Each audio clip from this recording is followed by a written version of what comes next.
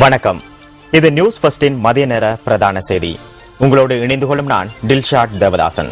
முதலில் தலைப்புச் செய்திகள். இலங்கை அணியின் வெற்றியுடன் மஹேல ஜெயவர்தன விடை பெறுகின்றார். மட்டக்களப்பு குருக்கல் மடம் மனித புதைக்குழியின் அகழ்வு பணிகளை ஆரம்பிப்பதற்கான திகதியை விரைவில் தீர்மானிக்குமாறு நீதிமன்றம் உத்தரவு. உவா மாகாண சபை தேர்தல் கட்டமைப்பில் ஈடுபட்டுள்ள அரசு அதிகாரிகள் செயற்படும் விதத்தை கண்காணிப்பதற்கு இலங்கை மனித உரிமைகள் ஆணைக்குழு நடவடிக்கை. இனி விரிவான செய்திகள். பாகிஸ்தான் அணிக்கு எதிரான டெஸ்ட் தொடரை 2-0 என்ற கணக்கில் கைப்பற்றிய மஹேல ஜெயவர்தனவிற்கு இலங்கை அணி வெற்றியுடன் விடை கொடுத்துள்ளது. பாகிஸ்தானுக்கு எதிரான இரண்டாவதும் இறுதியுமான டெஸ்ட் கிரிக்கெட் போட்டியில் இலங்கை அணி 105 ஓட்டங்களால் வெற்றி பெற்றது. கொழும்பு SSC மைதானத்தில் நடைபெற்ற இந்த போட்டியில் முதலில் துடுப்படுத்தாடிய இலங்கை அணி அதன் முதல் இன்னிங்ஸில் 320 ஓட்டங்களை பெற்றது.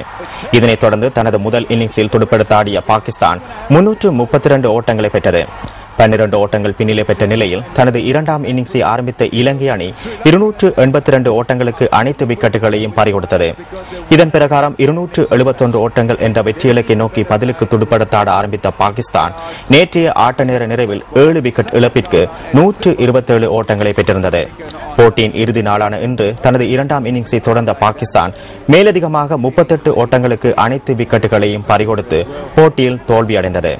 தனது டெஸ்ட் அறிமுகத்தை SSC மைதானத்தில் மேற்கொண்ட மஹேல ஜெயவர்தன அதே மைதானத்தில் தனது இறுதி டெஸ்ட் போட்டியில் விளையாடியிருந்தமை குறிப்பிடத்தக்கது.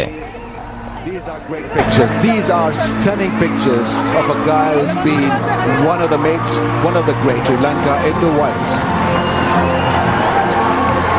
All there to pay tributes to Mahela Sangakkara, the one the game loved. Yeah, it is an emotional moment, there is no doubt. Do it, and the crowd will love it. And Mahela Jayawardene just making sure that he acknowledges every possible. He's got strong groins for sure, because his legs are certainly being stretched, but he's loving it.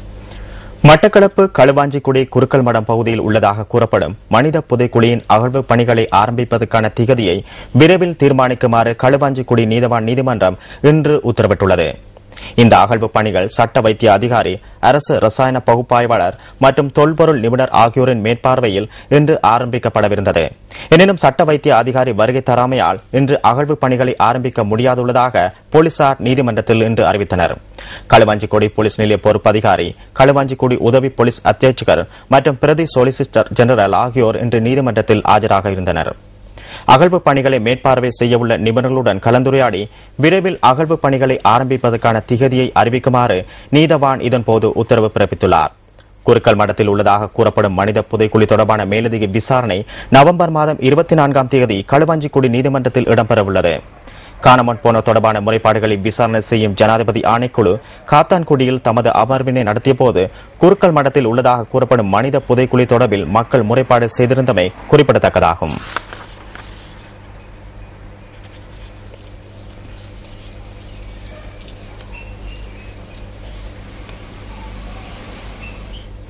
Tamil தேசிய கூட்டமைப்பின் அம்பாறை மாவட்ட தமிழரசு கட்சிக்கான கூட்டம் நேற்று பிற்பகல் பெரிய நீலாவணை ஆலய முன்றலில் அமைந்துள்ள பொது கட்டடத்தில் இடம்பெற்றது.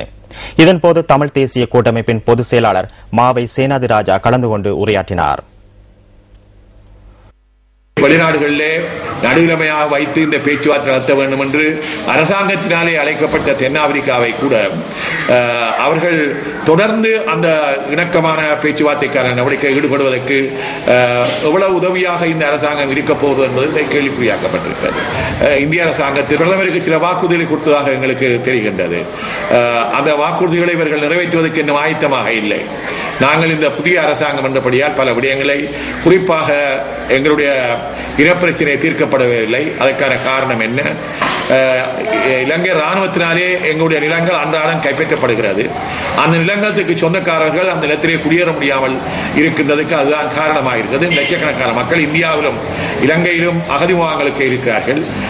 அடுத்தது எங்களுடைய குறிப்பாக பெண்களுக்கு ஒரு பாதுகாப்பற்ற நிலைமை இங்கே இருக்கிறது. இந்த நிலைமையில் நாங்கள் அவர்களிடம் பேசுவதற்கான ஒழுங்குகள் செய்யப்பட்டுக் கொண்டிருக்கின்றது.